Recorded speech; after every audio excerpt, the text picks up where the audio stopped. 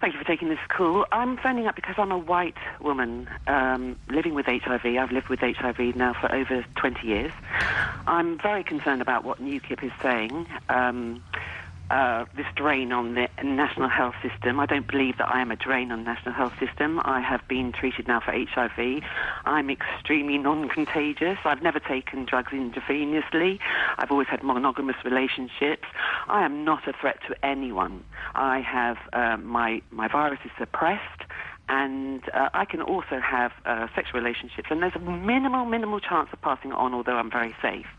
And this is, of course, your interview down the line, Charlie, with Newsweek Europe, which has been reported in the papers today, Mr Farage, in which you said that people who have HIV should, to be frank, not be allowed into the country. Well, that was one little snippet that was taken out of it. I mean, it's still in there, Mr Farage.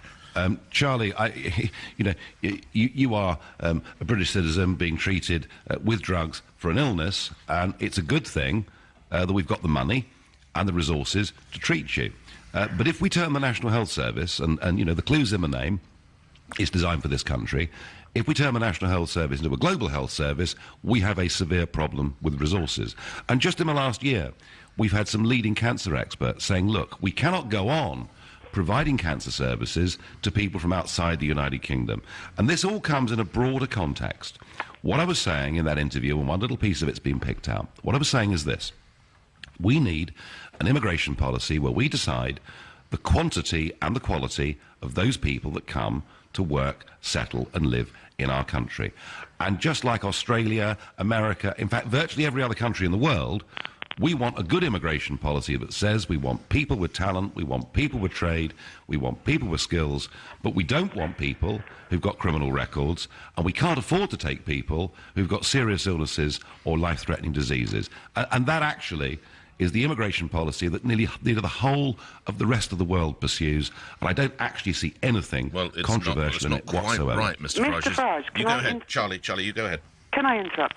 The cost of people dying over a lengthy period without any treatment is far outweighs anyone who gets put on treatment and is stabilised. Not only that, but it actually stems the flow of infection.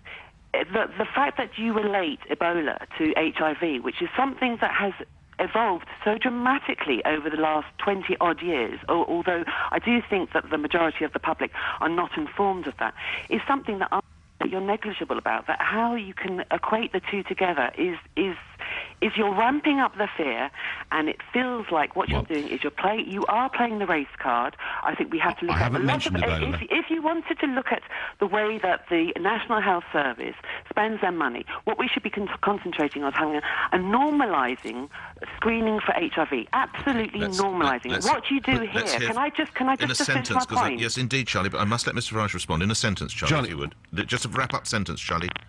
Ramping up the fear makes people hide. All right, OK. Now, you've not gone, but we must let Mr Farage respond. Nigel Farage. Yeah, I'm sorry, Charlie. You're talking about two clean different things. Yes, you were talking about how the National Health Service should operate and what it should do.